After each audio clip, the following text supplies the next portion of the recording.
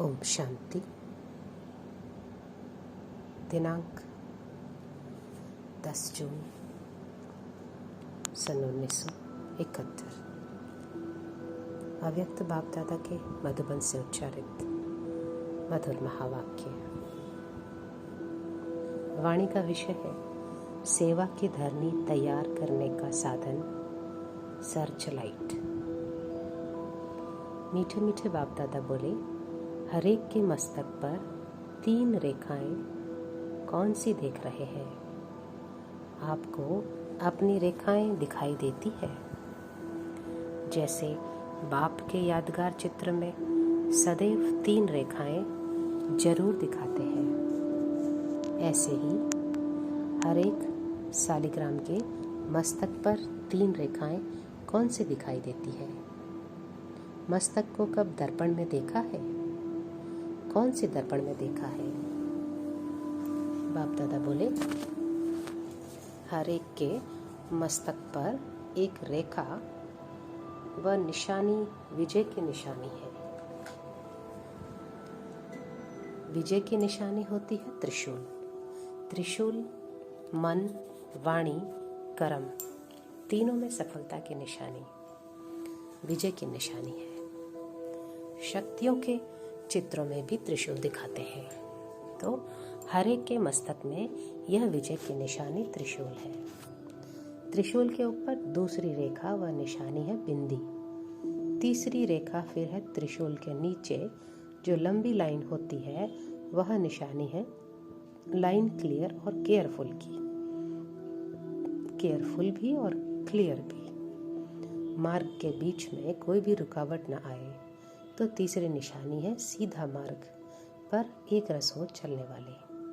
तीनों ही रेखाएं व निशानियां हर एक के मस्तक पर देख रहे हैं। रेखाएं सभी की होती है, लेकिन कोई की स्पष्ट होती है, कोई की स्पष्ट नहीं होती है। तो आपने अपनी लकीरें देखी? त्रिशूल है, लाइन क्लियर भी है। त्रिशूल है, लाइन क्लियर भी है और आत्मिक स्थिति की बिंदी भी है। भक्त लोग भी मस्तक में तिलक की निशानी रखते हैं। आप लोगों को मस्तक में लगाने की आवश्यकता नहीं है। सदैव अपने मस्तक की इन रेखाओं से अपनी स्थिति को परख सकते हो। तीनों ही रेखाएं तेज होनी चाहिए, तभी साक्षात्कार मूर्त बन सकते हो। वह अपने कर्तव्य को सफल कर सकते हो। अब आप सर्विस पर जा रहे हो। अभी से ही उन आत्माओं के ऊपर अपनी सर्च लाइट डालने शुरू करना है। शुरू की है या वहां जाकर शुरू करेंगे? बाप दादा बोले, सर्च लाइट की रोशनी दूर से की जाती है, दूर से जाती है। तो यहाँ से ही सर्च लाइट डालनी है। आत्माओं को चुन सकते हो। यहाँ से ही कार्य शुरू करने से वहां जाते ही प्रत्यक्ष सबूत दिखाई देगा। सर्च लाइट बंद करके ही चलते फिरते हो और जब बैठते हो तब ही सर्च लाइट देते हो। बाप दादा बोले, सर्च लाइट बंद करके ही चलते फिरते हो व जब बैठते हो तब ही सर्च लाइट देते हो। निरंतर सर्च लाइट समझकर चारों ओर वायुमंडल को बनाने का कर्तव्य अभी से ही करना है, जो वहां जाते ही वायुमंडल के आकर्षण से समीप आने वाली आत्माएं अपना सहज ही भाग्य पा सकें, क्योंकि अभी समय कम और सफलता 1000 गुना दिखानी है। पहले का समय और था, समय ज्यादा और सफलता कम होती थी, लेकिन अभी कम समय में सफलता 1000 गुना हो, वह प्लान बनाना है। प्लान के पहले प्लेन बनना है।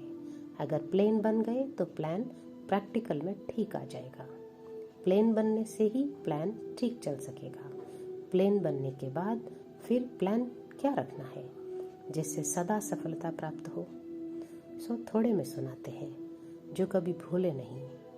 एक तो याद रखना कि हम सब एक मत है, अर्थात एक के ही मत पर एक मति। दूसरी बात, वाणी में भी सदैव एक का ही नाम। बार बार अपने को व दूसरों को स्मृति में दिलाना है। तीसरी बात, चलन अथवा कर्म में इकोनॉमी हो।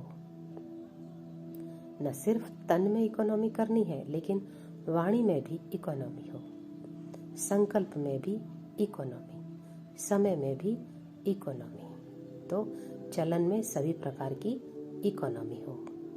यह तीनों ही बातें एक मति, एक का नाम अर्थात एक नामी और फिर इकोनॉमी, यह तीनों ही बातें सदैव स्मृति में रख फिर कदम उठाना व संकल्प को वाणी में लाना है। कोई भी लेन देन करते हो तो उसी समय एक स्लोगन याद रखना है, बालक सो मालिक। जिस समय विचार को देते हो तो मालिक बनकर देना चाहिए, लेकिन जिस समय फाइनल होता है उस समय फिर बालक बन जाना है। सिर्फ मालिक बना भी नहीं, सिर्फ बालक बना भी नहीं, जिस समय जो कर्म करना है उस समय वही स्थिति होनी चाहिए। और जब भी अन्य आत्माओं की सर्विस करते हो तो सदैव यह भी ध्यान में रखो कि दूसरों की सर्विस के साथ अपनी सर्विस भी करनी है। आत्मिक स्थिति में अपने को स्थित रखना है। यह है अपनी सर्विस। पहले यह चेक करो कि अपनी सर्विस भी चल रही है। अपनी सर्विस नहीं होती तो दूसरों की सर्विस में सफलता नहीं होगी। इसलिए जैसे दूसरों को सुनाते हो ना कि बाप की याद अर्थात अपनी याद व अपनी याद अर्थात बाप की याद, इस रीति से दूसरों की सर्विस अर्थात अपनी सर्विस, यह भी स्मृति में रखना है। जब कोई भी सर्विस पर जाते हैं तो सदैव ऐसे समझो कि सर्विस के साथ साथ अपने भी पुराने संस्कारों का अंतिम संस्कार करते हैं। जितना संस्कारों का संस्कार करेंगे उतना ही सत्कार मिलेगा। सभी आत्माएं आपके आगे मन से नमस्कार करेंगी। एक होता है हाथों से नमस्कार करना, दूसरा होता है मन से। मन ही मन में गुण गाते रहें। जैसे भक्ति भी एक तो बाहर की होती है, दूसरी होती है मानसिक। तो बाहर से नमस्कार करना यह कोई बड़ी बात नहीं है, लेकिन मन से नमस्कार करेंगे, गुण गाएंगे बाप के कि इन्हों को बनाने वाला कौन। दूसरा, जो उन्हों के अपने दृढ़ विचार हैं उनको भी आपके सुनाए हुए श्रेष्ठ विचारों के आगे झुका देंगे, तो नमस्कार हुआ ना। मन से नमस्कार करें, यह पुरुषार्थ करना है। बाहर के भक्त नहीं बनाना है, लेकिन मानसिक नमस्कार करने वाले बनाने हैं। वही भक्त बदलकर ज्ञानी बन जाए। जितना जितना बुद्धि को सदैव स्वच्छ अर्थात एक की याद में अर्पण करेंगे, उतना ही स्वयं दर्पण बन जाएंगे। दर्पण के सामने आने से न चाहते हुए भी अपना स्वरूप दिखाई देता है।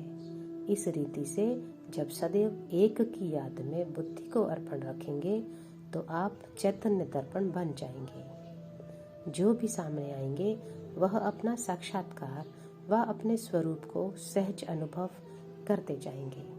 तो दर्पण बनना जिससे स्वतः ही साक्षात्कार हो जाए, यह अच्छा है ना।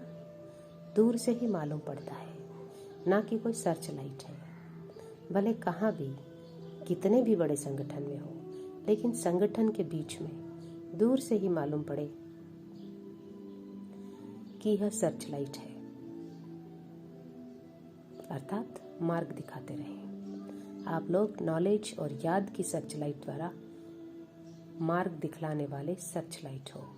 और जब दृढ़ संकल्प करके जाते हैं तो संकल्प से स्वरूप बन ही जाएंगे। संकल्प है कि हम विजय रतन है, तो स्वरूप भी विजय का ही बन जाता है। वाणी और कर्म ऐसे ही चलते हैं। संकल्प के आधार से विजय कर्म में भरी हुई है। विजय का तिलक सर्विसेबल आत्माओं को लगा हुआ है। सर्विस अर्थात विजय का तिलक लगा है। यह सर्विसेबल ग्रुप जा रहा है ना, जिसका एक सेकंड व एक संकल्प भी सर्विस के सिवाय ना हो, वह है सर्विसेबल। ऐसा यह ग्रुप है ना। जब खास सर्विस पर जाते हैं तो अपने ऊपर भी खास ध्यान देना होता है। यह साधारण सर्विस नहीं है, लेकिन विशेष सर्विस है। साधारण सर्विस करते हो तो साधारण स्मृति रहती है। जब कोई भी विशेष कार्य करना होता है तो विशेष याद रहती है। तो साधारण स्मृति में नहीं, लेकिन पावरफुल स्मृति में रहना है। सदैव पावरफुल स्मृति में रहने से वायुमंडल पावरफुल रहेगा। पावरफुल वायुमंडल होने के कारण कोई भी आत्मा इस वायुमंडल से निकल नहीं पाएंगे। तभी सर्विस की सफलता होगी। सदैव एक दो के विचारों को सत्कार देकर स्वीकार करना है। तो फिर मानसिक नमस्कार सहज करेंगे। सदैव हाँ जी का पाठ पक्का करना। जितना हाँ जी करेंगे उतना ही सभी जय जयकार करेंगे। आप अपने शक्ति स्वरूप की व पांडव स्वरूप की प्रत्यक्षता करने के लिए जा रहे हो ना। अश्व चक्र लगाकर आत्माओं को यज्ञ में स्वाहा कराने लिए जा रहे हैं। स्वयं तो स्वाहा हो ही चुके हैं। एकदम प्लेन बनना है, साथ में बोझ नहीं लेना। पांडव 5 हैं, लेकिन मत एक है। कहते हैं ना कि हम सभी एक हैं। एक एग्जाम्पल कायम रखने के लिए यह फर्स्ट ग्रुप है। स्मृति स्वरूप की 1-2 को हर समय स्मृति दिलाने से एक मत हो जाएंगे। 5 पांडवों की एक मत की विशेषता भी है और हरेक की अपनी अपनी विशेषता भी है। हरेक की अपनी विशेषता कौन सी है? जैसे 4 मास्केटियर्स, 4 बंदूकधारी फौजी का सुनाते हैं ना। तो एक दो में मिलजुल कर हर कार्य को सफल बनाना है। हर एक अपने ऊपर विशेष एक ड्यूटी ले। हर एक अपने विशेष कार्य की जिम्मेवारी सुनाओ। संगठन में होते हुए भी अपनी विशेषता का सहयोग देने से सहज हो जाता है। एक एक पांडव क्या विशेषता दिखाएंगे? आत्मा के नाते तो सभी पांडव हो और शक्तियां भी हो। अपनी विशेषता का मालूम है। अपना उमंग, उत्साह और एक रस अवस्था सदैव रहे। कितना भी कोई किन बातों द्वारा आप लोगों को हराने की कोशिश करे, लेकिन जब प्रैक्टिकल अनुभवी मूर्त होकर के उनको आत्मिक दृष्टि और पावरफुल स्थिति में स्थित होकर 2 शब्द भी पावरफुल बोलेंगे तो वह अपने को कागज का शेर समझेंगे। जैसे देवियों को दिखाते हैं ना कि सामने असुर विकराल रूप से सामना करने आते हैं, लेकिन उन्हों के आगे जैसे बिल्कुल पशु अर्थात बेसमझ बन जाते हैं। कितना भी बड़ा समझदार हो, लेकिन आपके अनुभवी मूर्त और आत्मिक दृष्टि के सामने बिल्कुल ही अपने को बेसमझ समझेंगे। भले आपके सामने कितना भी रूप धारण करने की कोशिश करें, शक्तियों के पांव के नीचे सदैव भैंस दिखाते हैं। क्यों? कितना भी कोई अपने को सेंसिबल, नॉलेजफुल समझे, लेकिन भैंस बिल्कुल बेसमझ होती है। बनकर एक रूप आए और बन जाएंगे दूसरा रूप। शक्तियों का यादगार दिखाते हैं ना। असुर सामना करने विकराल रूप धारण कर आते हैं, लेकिन जब शक्तियों का तीर लगता है तो फिर दूसरा रूप हो जाता है। इसलिए सदैव यह याद रखना कि हम ऑलमाइटी अथॉरिटी के द्वारा निमित्त बने हुए हैं। ऑलमाइटी गवर्नमेंट के मैसेंजर हो। कोई से भी डिस्कस में अपना माइंड डिस्टर्ब नहीं करना है, नहीं तो वो लोग साइंस की शक्ति से संकल्पों को भी रीड करते हैं। इसलिए कभी भी कोई बात का आवाज भी आए तो अपने को डिस्टर्ब नहीं करना। अपने चेहरे पर व मन की स्थिति में अंतर न लाना। मंत्र याद रखना। जैसे कोई वाणी सेवा और तरीके से वश नहीं होते हैं तो मंत्र जंतर करते हैं। तो जब देखो ऐसी कोई बात सामने आए तो अपनी आत्मिक दृष्टि का नेत्र और मन मना भाव का मंत्र प्रयोग करना, तो शेर से भैंस बन जाएंगे। जादू मंत्र तो आता है ना, यहाँ से ही सभी सिस्टम निकली है। मंत्र चलाना, रिद्धि सिद्धि भी यहीं से ही निकली है। अपनी आत्मिक दृष्टि से अपने संकल्पों को भी सिद्ध कर सकते हो। वह है रिद्धि सिद्धि और यहाँ विधि से सिद्धि। शब्दों का अंतर है। रिद्धि सिद्धि है अल्पकाल, लेकिन याद की विधि से संकल्पों और कर्मों की सिद्धि है अविनाशी। वह रिद्धि सिद्धि यूज करते हैं और आप याद की विधि से संकल्पों और कर्मों की सिद्धि प्राप्त करते हो। अच्छा, ओम शांति।